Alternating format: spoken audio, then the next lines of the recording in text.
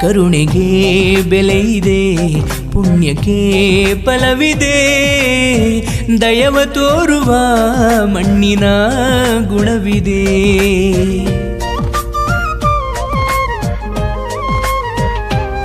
ಸಾವಿನ ಸುಳಿಯಲಿ ಸಿಲುಕಿದ ಜೀವಕ್ಕೆ ಜೀವ ನೀಡುವ ಹೃದಯವೇ ದೈವವು.